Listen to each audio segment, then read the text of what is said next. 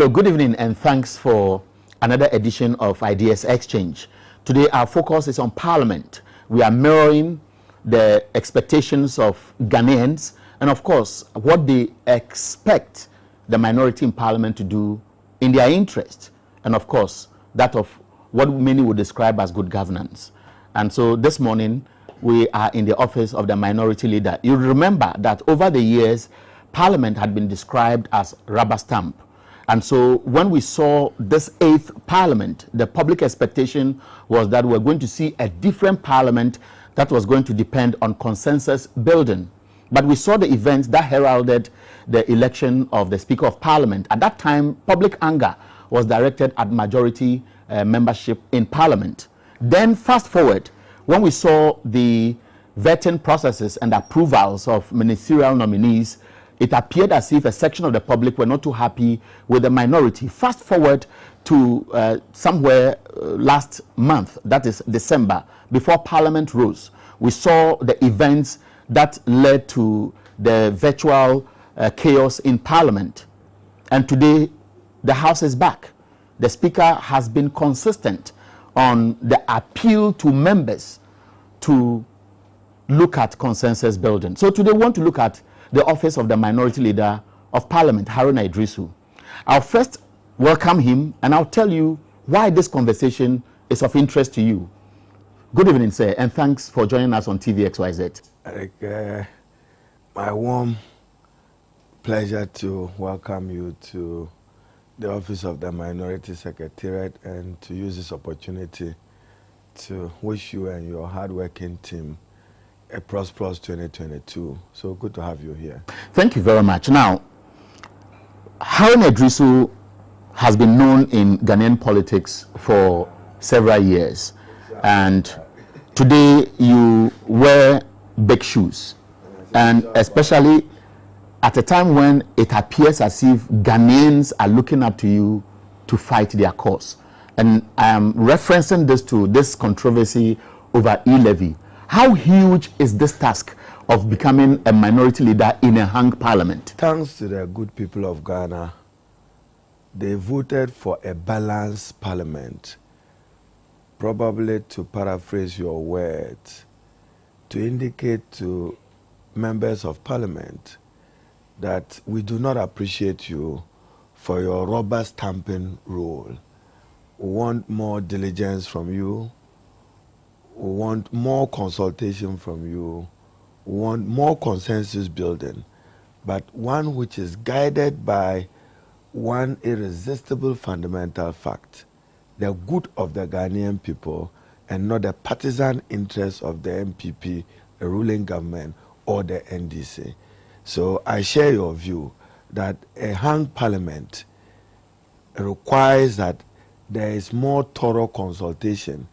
But I believe why President Nana Akufo-Addo and the majority have lost it, they are still in the comfort of their sleep of the 7th Parliament, as if they still have comfortable numbers to do business as usual. The dynamics have changed, and there is a fundamental paradigm shift in terms of democratic governance, and they must accept it. You know, they have this attitude that, who are you, minority, to dictate to us? That's all. They are suffering from this disease, minority dictatorship. But they've inflicted it on themselves. We are a relevant stakeholder, a necessary stakeholder when it comes to parliamentary democratic decisions. It's not for nothing that the Constitution, in many portions of it, reads that the President shall, in consultation with Parliament, with the approval of Parliament, with the pre-approval of Parliament, that requires that the executive authority is exercised to the extent that it's limited, that he cannot do it alone. He must do it in tandem with the organ of state, which is referred to as Parliament. Now, in days of age where they had 169, 106, they could even tell the minority that walk out. They will still have the numbers to be able to conduct business. Today, it is not the case. And if we are going to hold them to what I call the first Deputy Speaker Osei Owusu's test, ignore Bagbin, ignore Parliament. In his words, we cannot rely on backbone. Then he's simply saying that at any time that a decision should be made in Parliament, then they must have 137+1. If they don't have, we will defeat them and we shall so comply with it. It doesn't help governance and it will not help their cause. What they must admit basically, some members of Parliament may even be sick. Ministers may be out of their jurisdiction in their constituencies or abroad or even in their offices. The Constitution says members of Parliament present and voting. Not what is imagined in your head that as if I have a majority somewhere. So I think that they must shift to accept their reality. Now, I take pride that as a minority leader, there are many things that many persons have been very critical of Haruna, even when I sought to make suggestions for purposes of fiscal consolidation. Now, I've seen the narrative shift. Where is your alternative? But when we tried even to reach out to say that this would be an alternative, there was this spontaneous... Now, we'll go into the details, but the reason why I am cutting in is on the admission you made that there are times when people don't understand the processes of consultations or consensus building, and so you have been taken on personally. How challenging has been your role as a minority leader since 2017? See, I'm beginning to have gray. You haven't seen it. But you still look very young. Yeah, because I take my physical exercise of football very seriously in order to keep fit, get better metabolism right, and more importantly, I believe that the exercise is the only activity which gives you an outcome for which there is no medicinal substitute. So I take it much more seriously. But back to the point, a hung parliament. Now, we have come under some justified criticism. Why will members of parliament behave the way they behave? But we are missing the point. You must ask, why did we behave the way we behave? You are looking at the what of behavior and not the why and the how of behavior. In every established democracy, particularly I use the United Kingdom, the Speaker of Parliament and the deputies do not exercise casting nor original vote. So their votes are discounted. So for anybody to want to employ that in an emerging, growing parliamentary democracy is a constitutional wrong, and a wrong which is repugnant to the standing orders of the Parliament of Ghana. That occasioned that behavior that we have been so condemned by the Ghanaian people. But understand us, where have you seen a presiding speaker, even by the provisions of the 1992 Constitution? You can go to Article 102. The speaker shall have no original or custom vote. So once you assume that role, so for us, it was wrong for First Deputy Speaker Osei to say that I'm member of Parliament for Bekwai. What about when he said, I have ruled as Speaker? The same person wants us to credit him that he's done some ruling, which ruling even included the reinstatement of their defeated budget. Mm-hmm. We should respect his ruling as Speaker, but when it comes to voting, we should recognize him as member of Parliament. But there's some controversy there, what I see as some section of the legal fraternity, and of course you're a lawyer, have sought to suggest that there is some ambiguity which may be addressed at the Supreme Court. There is no ambiguity. Read the constitutional provision. You see, you go for secondary meaning of words when the ordinary meaning are upset. When the Constitution in Article 102 says that the Speaker shall have no original or custom vote, plain, shall have no. Even the Speaker cannot participate in debate. So what ambiguity? I just gave you the example. So did he rule as MP for Bekwai or he ruled as Speaker? Now, you have a country where the MPP is running after their own shadow. Where have you heard that a majority party have walked out on a budget presented in the name of the President of the Republic? They walked out on Nana Akufo-Addo's budget. A political sacrilege the budget is Nana Addo Dankwa's budget. You come to the voting of it and you walk out. Do you know why they walked out? Article 104. Because at that material time, Article 104 provides that when the vote is a tie, 137, the motion is considered defeated. They didn't want to be defeated. That's all. So they should tell Ghanaian people the truth. Because at that time, the Honorable Adwoa Safo was not available in the country yet. Yes, yesterday I monitored the conversation you had, and you made reference to the point that So they walked out at 8 p.m. when she was supposed to be in Parliament, Parliament had adjourned before she arrived. records show that she arrived, or the flight arrived around 11 p.m. Absolutely. But there is still this hanging controversy about possible impersonation. As minority leader, are you privy to the details, and are you interested in this controversy? I won't comment much on it. I've been minister for IT. I'm looking at the forensics.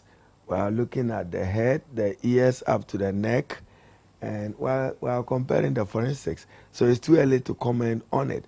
Signature level, I have some interesting evidence at that level. That's all I'll say as to whether there was impersonation or not. I've heard it, but this is a matter which will come up in due course. Now, let's now move to the subject of the day, e-levy. The Information Minister, Kojo Ponkroma, is on record to have said that there is no intention yet to revise the figure from 1.75 to perhaps something lower, and that consensus building is ongoing. The Finance Minister is also on record to have addressed the media, suggesting that government has almost concluded the consensus building and e-levy will be relayed before the House. What do you know, and what can you share with Ghanaians? That's not true. Only this morning I got a call from the Honorable Osei Mensah Bonsu. Thankfully, as I was just receiving the call, the Honorable Atuforsen entered. Then Osei Mensah Bonsu said that he was with the Minister of Finance and they wanted to engage me. So I said, I'm available. And I said, thankfully, Atu just entered. And they said they want a meeting for tomorrow. So I'm not aware of any consultation which took part other than the one which broke down.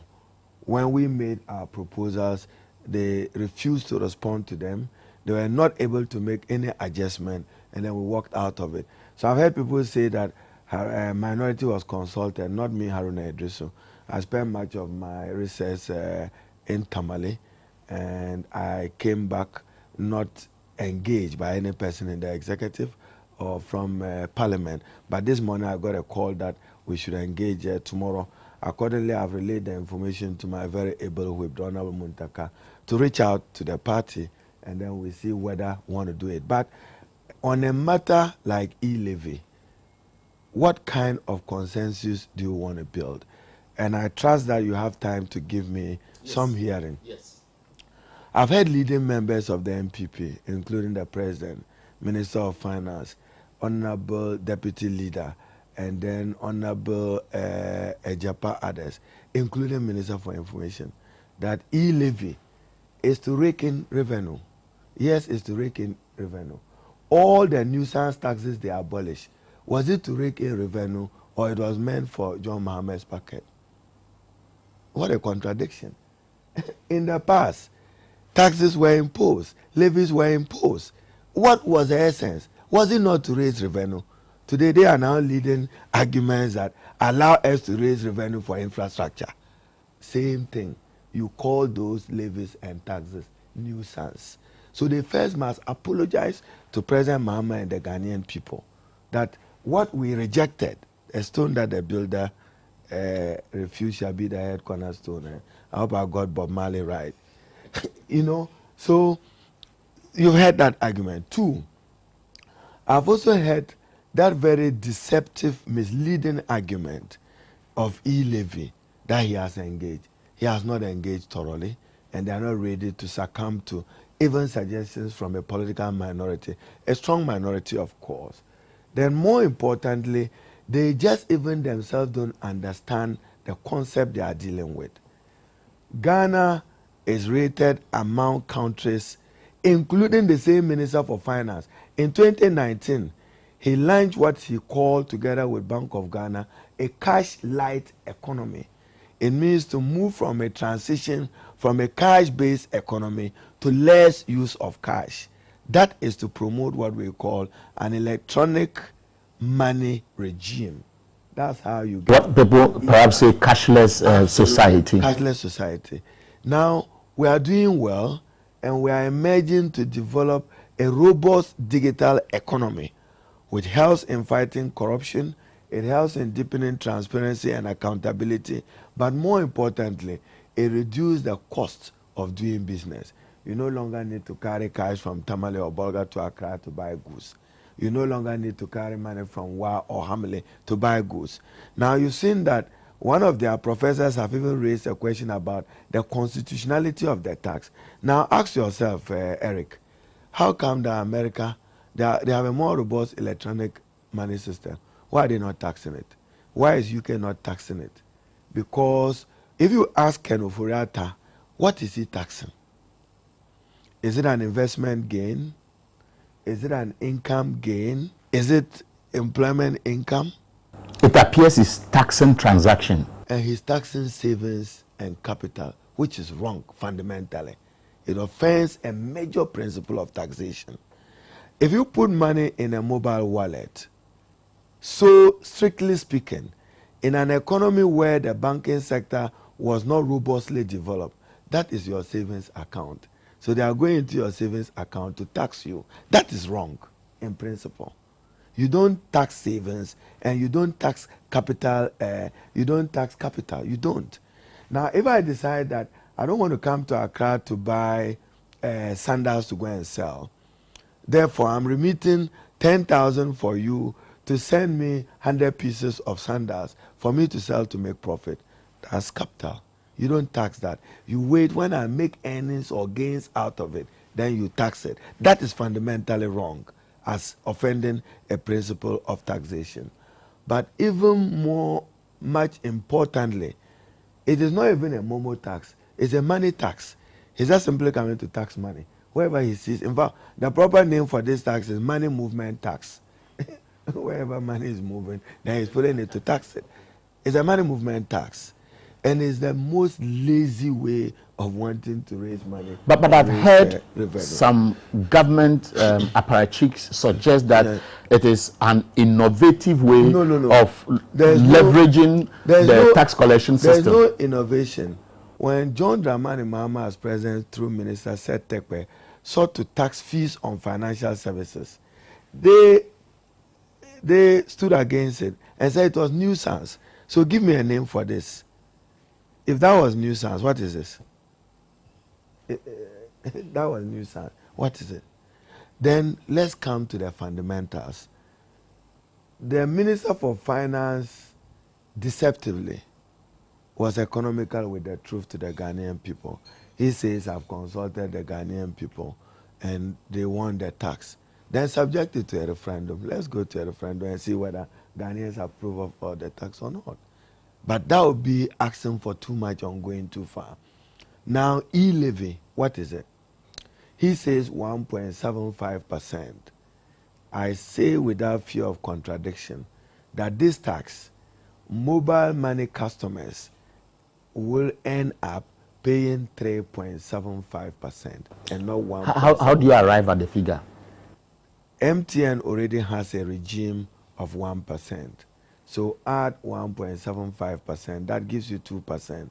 There was a back end 1% if we're doing a cash out. That gives you 3.75%. But what is even offensive is the deceit of the minister when he says that the telecos have agreed to reduce their tax or their levy. First of all, was there a tax? No. Was there a levy? No. So stop misleading the Ghanaian public. 2, this levy was only MTN. Vodafone didn't have any charges. So there was no uniformity, there was no universality. Now you say they have agreed to reduce by 0.25%. Do you have 0.25% of zero? Mathematically. Yeah, it's zero. Good. So Vodafone was 0. And you have reduced that 0 by 0.25. It makes no economic sense, but just hold your horse. Another observation which must worry you is that his uncle is in the US who looks after him. He sends him $1,200 at the Dr. Bawumia exchange rate of 6.2 to $1 against 4 cedi that he thinks that the NDC President Madrin do well. That gives him 1,200. He gives 1,000 to him through an electronic money transaction. He transfers 800 to him, and he transfers 600 to you, and you transfer 400 to me. It means that you pay tax on the same money, the same 1,000. As soon as it moves. Yes, is that right? And can that be right? It's the same money, $200 from the auntie or uncle abroad. That is wrong. That is wrong. Then, more importantly, and that is what we must expose them for, MTN only charge on fees. So if you did, those of you who did mobile money, if you did, let's say 1,000 if you cedis. did 1,000, they took 10 cedis, 5,000, 10 cedis. That's not transactional. There's a cap. So it's like a flat rate for a certain figure. Yes. So if you say I've reduced 0.25% of the flat rate or the transfer and transaction. But what do you make of this intention They by the wanted to telcos add to remittances. suggest that maybe Ghanaians as a people may have their own differences towards a government policy? Yeah. Then a business entity which is taxing the people by way of revenues, the charges, is saying that I'm waiving off part of the charges. Is it going to, do you see it as undermining subscribers, for example? Oh, no. Definitely I've been Minister for Communication. What the state wants to do it to do. And they will respond to some needs of the state in a manner that the relationship remains one at the level of rapprochement, even in business terms. So that one, don't fault them too much. But I'm simply saying that what kind of tax is it? I just don't get it with my little basic. Now, so as we speak, this controversy stands. The posturing of government, if the consensus building doesn't go well, would mean that when the bill comes back to the House, we are most likely to see or witness the entrenched positions on both sides, because that has been, the signal has been sent. How is the minority going to guarantee that those expecting you to kick it out by rejecting it will get a result? I don't expect rancor and acrimonious behavior. We've made our point, and we look forward to a healthy, frank debate on the principles of it. We will expose many of these issues I've set out. We will seek to see what they want to do in order that go back to VAT. Is this the same Nana Akufo-Addo who was on the street with Kume Preku against VAT? What was VAT going to rake in revenue? But when VAT happened, good governance, the NDC government withdrew it, consulted, came back with it, and now it's been implemented. What's wrong if they hold their horses, withdraw it for further consultation? The government is suggesting, You see, as you might have seen, the rating agencies suggest to us that the economy is in crisis. We are most likely not able to go to the international market and borrow money. And the finance minister is admitting that even as we speak, it is too early for Ghana to go out there. So revenue generation internally may be the only option for government. which option? Yeah, because they have exhausted the other option of borrowing. NDC John Dramani Mahama left in the words of Akufo-Addo 122 billion in his first State of the Nation address. Today is 437 billion. So within a period of 5 years, he's added 300 billion to Ghana's debt profile. Without fear of contradiction, Ghana is tottering at the precipice of bankruptcy. And that is what is being reported by the rating agencies, whether it's Fitch, it's Moody's, or there's another reliable one which will come out by Stanley, and they are not too strong, Standard and Poor. Standard & Poor not, they are not out on Ghana yet. So nobody has borrowed more than Akufo-Addo in our history. What has he done with it? Consumption. And to whom much is given, much is to be expected. He's had more oil revenue than any other president because he benefited from FPSO, the gas plant, gas infrastructure. More money has come in. And borrowing, he's borrowed more. So we expected him to do more. Yesterday, when he addressed the New Year school, he suggested and has been consistent that it's all about COVID. Otherwise, they were doing so well until the latter stages of 2019. About COVID, the World Bank gave them $1 billion. It didn't help them. They added $1 billion US dollars. That's about both 2 times. So at least you got something. E-levy, how much is it going to bring? Is it more than what they got in the name of COVID? Did they get something more than what COVID relief gave them from the World Bank? And now, no. So that's not true. And 2, managing a post-COVID economy. So that's the triple crisis: an economic crisis, a COVID crisis, growing unemployment, youth allowances, nurses, teachers have not been paid. You have industrial dispute. There's no industrial peace and harmony. It's worrying and must be matters of concern for the Republic. But we simply are saying that we are not convinced that they deserve our support going forward with this tax measure. But let's see. Yes, on e-levy. When the former president spoke to your caucus at Adan, he said that, look, Ghanaians will not pay anything more or any additional tax if government doesn't demonstrate the commitment to cut their quote according to their, that's profligate expenditure. Now, the MPP and their those who sympathize with them are saying that the NDC is simply afraid that when this e-levy is passed, government will have so much to do so much that you can never win 2024. So they are afraid of VAT, but they are still using VAT today even to build infrastructure. Is that what they are suggesting? That would be my response. We didn't know that they were afraid of VAT at the time, and that its returns could help build their country and build this infrastructure. Regrettable. What would change the position of the minority reflecting the views of NDC and Ghanaians who are against this? What they put on the table tomorrow, I don't know it yet, so I don't comment on matters I don't know, and I can't take a position on a matter that I don't know about. Okay, so my guest this evening is the Honorable Minority Leader Haruna Iddrisu, and of course, we all know him for the firm position he has always held to issues that are dear to his heart, and of course, those of majority of Ghanaians who sympathize with issues of interest to the state. We are talking about e-levy. We'll conclude soon. There are several outstanding issues that many will be interested in seeing the Parliament we have today address.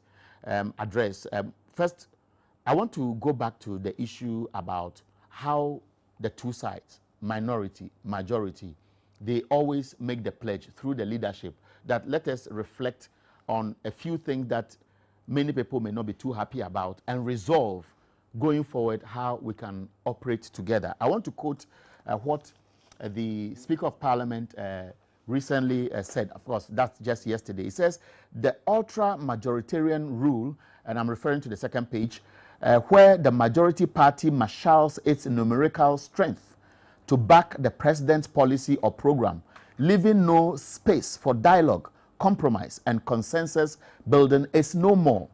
And this is one of the paragraphs I quoted from the statement made by the Speaker of Parliament yesterday. Now, he has been a subject of attack, and consistently it appears as if the majority side is not comfortable with his resolve to work in the interest of the state, rather than being used as a conduit, which will be 137 plus 1, 138, to have their way through. How do you react to this development? Speaker Alban Bagbena undeniably is the best for the Parliament and for the 8th Parliament of Ghana. In terms of experience, He towers above all. In terms of commitment to nation building, fighting graft and corruption, deepening transparency and accountability, thumbs up for him. And therefore, one would have least expected that he would be subject for vilification, insults, and attack, sometimes when even matters like Parliament's budget. These are matters of a board that we all swear an oath of confidentiality. When you trade them in the media, it's not only unfair, but a breach of your oath. But more importantly, not when we agree to the figures. Now, how on earth can somebody leak the speaker's medical report to the media and say that we can't work with him, ignore him? This is not the first time speakers have had to see doctors or go to hospital. So that's also regrettable. Now, I said yesterday, and I like to repeat it, you don't secure or procure consensus or cooperation through intimidation, persecution, bullying, mudslinging, or insult. You don't. You want to build cooperation and consensus. You won't get mine if you think that you want to intimidate me or you want to vilify me. I'm sorry, I won't give you my cooperation. And they should know that. That is most likely, assuming you disagree with them and the perception is that the arms will be twisted to get what they want. Some of your members of parliament are facing court cases. The speaker recently had military personnel withdrawn in some controversial circumstances. Do you foresee this as an agenda that you need to fight today? No person is above the law, and no person should be protected against the rule of law. My disappointment in President Nana Addo Dankwa, I mean, if you say that you are trying people for procurement breaches, we have the Sputnik procurement, which was in breach. We have Frontiers Health Services at the Kotoka International Airport. We didn't even go through procurement. So what about that? So that only gives us room to be convinced that there's a selective justice, applicable to some, not applicable to others. And therefore, we may be a convenient target. But I won't comment further on it. We are not above the law. They ought to hold people accountable. They can do that. But not when in your face. When this country, when Shirite came out with a report on a public officer with huge sums of money in his account, what has happened to it? You are talking about the public procurement authority. What has happened to it? Under his watch, nothing. The energy sector, the scandal, the electricity company, PDS. PDS. What has happened? Even up till today, they can't reconcile their account. They don't know what is happening. Nobody suffered. The oil bust. Nothing happened. COVID. I dare people who believe that they are against graft and corruption to authorize a forensic audit into every COVID experiment. But your side is on. We will move a motion on it tomorrow. Okay. We are working on it. Between tomorrow and early next week, we should get it done. There was a case during the budget hearing where, for instance, the Minister of Foreign Affairs, 65 million COVID spent. The ministry didn't know anything about it. And finance had to come in and explain. Passengers came, who came. Is Minister of Finance a procurement entity for foreign affairs? That happened. 65 million. Even on e-levy, you have heard the fraud already. 241 million, $40 million being set aside to build infrastructure. What infrastructure? That's completely fraudulent. MTN doesn't need any infrastructure to take this levy. But you've set aside 241 million. You know how many schools that can build? You know how many clinics that can build? In the name of an infrastructure, MTN was charging based on wallets, on electronic money, not persons, not transactions, on wallet, P2P, depending whether it was cash in or cash out. So e-levy, the animal called e-levy, I don't get it. I don't understand your hands tied?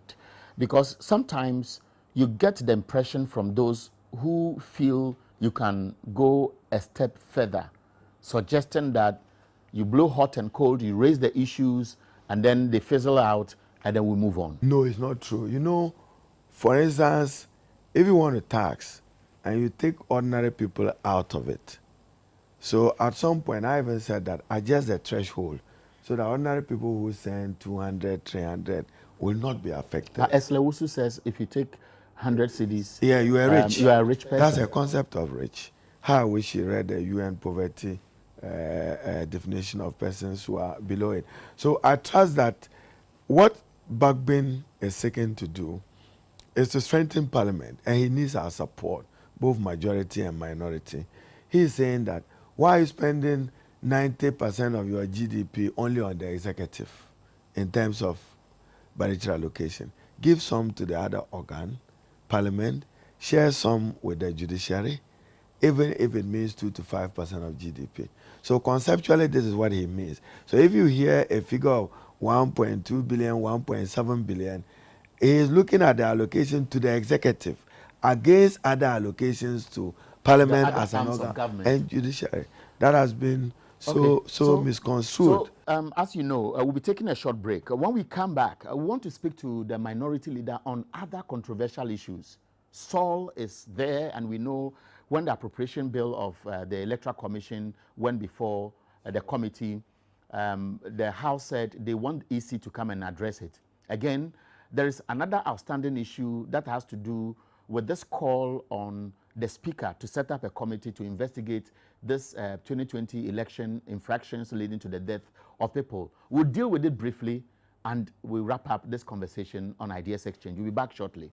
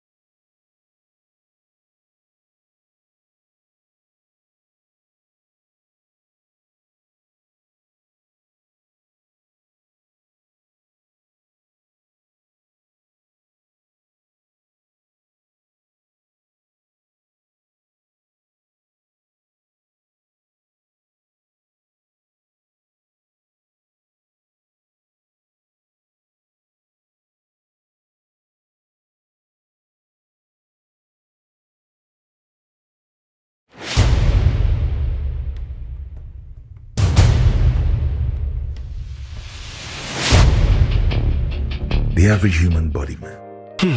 If I cry na menyisika, edia ye mefui. Ehin fapa na menya bosia, edia tre medjuma yimu.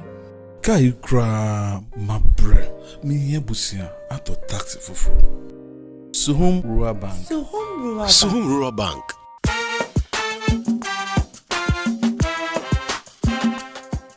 Yema mwakwa baba Suhum Rural Bank. Ye won hyehyɛ ahodo bi te sɛ dwadifo abosia, ekuokuo bosia, susu account, and it does wo ho savings account. Me bada chain savings account. And the keka ho. Suhum Rural Bank was 03422919896. Na won so wetu mi aka sɛ. Suhum Rural Bank. Ama ene mayeka una. Suhum Rural Bank. Enti me pa minie. Me damwase. Suhum Rural Bank, growing our heritage.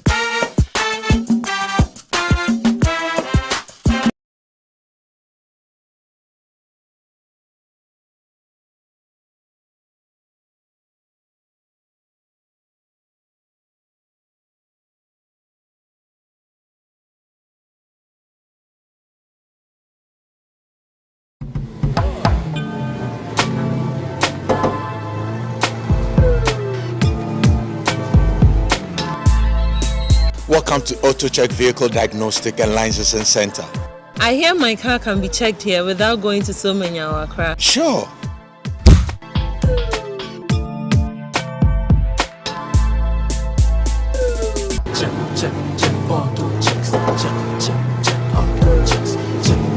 Emission, check.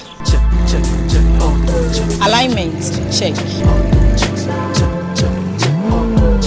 Brakes, check. Visit AutoChecks at Koforidua Aquadrum Road for the roadworthiness of your vehicle, from saloon cars to heavy-duty industrial vehicles. Madam, your car is now ready for the road. Thank you so much. Auto checks. Check.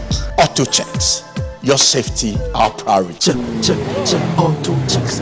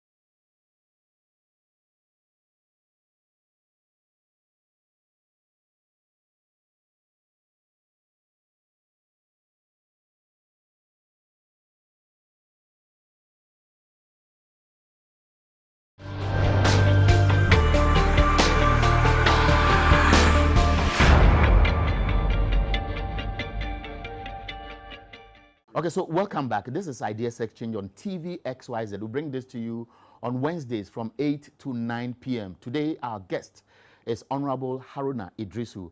And of course, you have heard the conversation, very strong points out there. Now, you know that as we speak, the public is a bit worried about the labor agitations. UTAG is on strike, and if we are not careful, by Friday, the universities will be closed. CLOCSAG went on strike, and they have gone back to work on government word. CTAG, that's a college of teacher trainee, colleges of education, the lecturers also went on strike, and there are several of them out there. As a former Minister of Employment and Labor Relations, Trade, etc., you've virtually touched on some of these sensitive sectors that have to do with revenue and dealing with some of these issues. How do you see these agitations at the time when people admit that government is almost cash-strapped? Yeah, industrial disputes is said is inevitable, labor conflicts inevitable. But essentially every economy and every government needs to have industrial peace and harmony and increase and enhance productivity to be able to improve its economic development indices. I've always said that one of my finest hours as minister was to be President Mohammed's Minister for Employment and Labor. Many of it we dealt with matters of pension, tier 2 pensions. I now today even think that Act 766, government must engage organized labor and review it comprehensively, because government is now seeking to say that Cap 30, the security agencies, whether beyond Ghana forces, the police, immigration, prisons, fire service, should all be out of it. Once you take them out of it, then there's no pensions unification.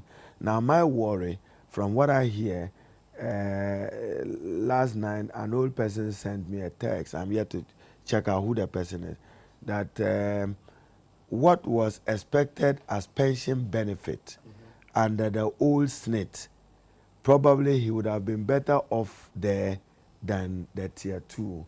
Because if he expected 500 or 600, he probably got only 337. So what's wrong? Is it that the tier 2 money has not been invested well? How come the returns are not yielding what guarantees employment, post-employment income security? So I'm worried about it. Now, currently in Ghana, you hear a national identification exercise going on, and you hear a SIM registration exercise going on. On authority, no mobile network has authority to take the biodata of any person. Let anybody show me any law that allows mobile companies to take and keep the biodata of customers? No. But the process is ongoing. It may be within the mandate of the National Identification Authority, but not that of mobile network operators. We all need to ask the question, where is the data sitting and where is the data going? You must be concerned. No, but I've heard rumors that this may be done in anticipation of what it may be used for in future. No. I care about my personal data, and I need to know who is keeping that data. I personally check the record. Last 5 years have raised it on the floor that Ghana is not doing enough in terms of synchronizing and harmonizing data. It does not mean you should repeat the same thing. Why the national ID card take your biodata? Why do you need to repeat that data somewhere? That's. Do you find? No. I'm getting an IT word. That's very low. You take my biodata 2 times. For what purpose? Then why do you call it biodata? It's the uniqueness of it. So you take it once. So what we call is harmony. NCA through telecos are keeping data. DVLA is keeping data. NIA is keeping data. And GRA is now going out there to collect data. So yours is, how do you synchronize and harmonize them? That's why in the US, when you are arrested by the police, it takes them a second when they knock onto your data to tell you everything about yourself. That is what we should be working towards, but not creating business for people. But I'm aware of a huge sum that Parliament approved for the operations of NIA And if the indication is that the data they have collected cannot be dependent and I'm on, saying then that there are issues that you also have to go back to address. The same registration, I'm sure I passed even the regulations in 2010, and this is not what was contemplated. There's no provision in it which talks about biodata, personal data, yes, biodata, no. They are not the same thing. Personal data is not the same thing as your biodata. Even though you people write on your CVs as if they are the same, no. Biometric. That's why your eyelashes even can be used, facial recognition can be used, the uniqueness of the individual. But your personal data, what's your name is your personal data. I don't know this one. No, but what do you make of this serious concern people are putting out in the public domain that there may be a subtle attempt to collect data and eventually ask EC to depend on the national ID for the 2024 It's not that they are elections? asking EC at their last meeting, I vice chair the special budget or call me the ranking member. EC says that they will look at, they will use a national ID card as basis for voter register. They said so in plain words. So in my constituency, whilst on holidays, I visited Adubilile and Datoyile, and less than a quarter of the population, not even 60 people in these communities had national ID card. You can't tell me that they can't vote. Then it means your democracy will suffer. It will be in peril. No, but we've heard and this I say before. Your democracy will be in peril. You can't deny what people the mean? right to vote. It's an inalienable right, guaranteed. No, but so don't use these processes to deny people their legitimate, lawful constitutional right. So that is why it must be done right. So yesterday on the floor of Parliament, I'm calling for the NIA to come and brief Parliament. Where are we with their exercise? Region by region, district to district, citizens to foreigner, non-Ghanaians. We need to know. No, but Honorable, I say we need to know even to understand how much is costing the state to undertake Honorable, the reason and for why, how long? The reason why I am coming back to this subject is based on this adage, once bitten, twice shy, or if all those things. We saw what happened during the processes towards the 2020 elections. All the assurances were given by the NIA, the EC, eventually it ended up in court, and then they had their way, and NDC complained that many of the people in your constituencies, your strongholds, never had the opportunity to go and register as Ghanaians because the EC previous cards were rejected. I can't explain what will happen in the future. I'm just giving my caution, and my disappointment is that there's no commitment by President Nana Addo Dankwa to fight graft, to fight corruption. He's doing selective justice. He's not focusing within. And I'm saying, let him just, as he's done in the past, let's see a forensic audit on COVID money. How much of it, whether World Bank, 1 billion, or monies allocated by him to ministers. We need to know. And I'm saying procurement breaches. Frontiers was not properly procured. Yet Ghanaians are paying, Ghanaians traveling in pay money. For what? And is that what pertains in other jurisdictions? Taking double. I just came from a foreign trip. I didn't pay that much when I traveled. He's undertaking the same test. Why is he taking double the money others are taking elsewhere? That's not acceptable. He's fleecing the citizens. He's fleecing. And it is one of the reasons why the minority believes that we have a can't motion. pay more. We have a motion on that, and we'll deal with that. Let's look at Saul. What's the latest? The Electoral Commission got it wrong. They behave in a manner. I understand that there is a petition on it. Therefore, I'm unable to comment on it. What I do know is that the chairperson of the Electoral Commission cannot create a constituency by herself. She has to do so in accordance with law, respecting Parliament and the Constitution. The chairperson of the Electoral Commission, her letter to say that vote only in presidential election, not at constituency, was wrong in law and repugnant to the 1992 Constitution. The people have been denied representation, and she have to explain that unacceptable, unlawful conduct of hers. Now, as we wrap up, the NDC 2024, your ticket, same ticket, because a lot of people who got to know I'm coming to speak to you said, ask Haruna, Whether it's the NDC. What's the way forward? Whether Haruna is running for office or running for president. No, of course. I'm supporting John Dramani. And John Mahama, Jane Nano Pukwuagyemang take it, or you leave that to John Mahama? I think that question is better answered by who emerges as flag bearer of the NDC. I've heard many things about Haruna John Dramani Mahama. I tell you, without fear of contradiction, that I've been a principal architect of John Mahama's presidency way back in 2005. And we've remained religiously loyal to him. I believe that he is the rightful candidate for the NDC. He has to determine, consulting the party, who the running mate is. I'll be happy to support whatever ticket he brings up, a ticket which will not deny us political opportunity to save this country and save the people of Ghana, to improve the quality of life of the Ghanaian. And the narrative works for him.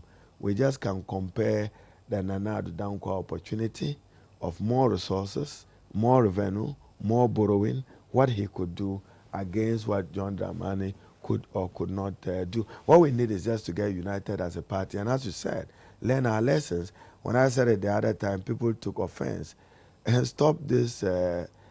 People must move to the field. My Deputy Ibrahim is in Banda, always working. That's where the votes are. But many of you enjoy these selfies and photos. Just want to have a picture somewhere that you are walking. No. Go to a polling station. And work. One word to Ghanaians, NDC supporters. Look to the camera and tell them something. Ghanaians are watching you. Operation Win Your Ballot Box. I still stand by it. We must work in unity.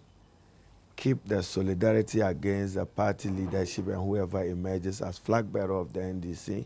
Support our members of parliament as much as possible. The undermine must stop, and everybody must seek to police a ballot box and a polling station.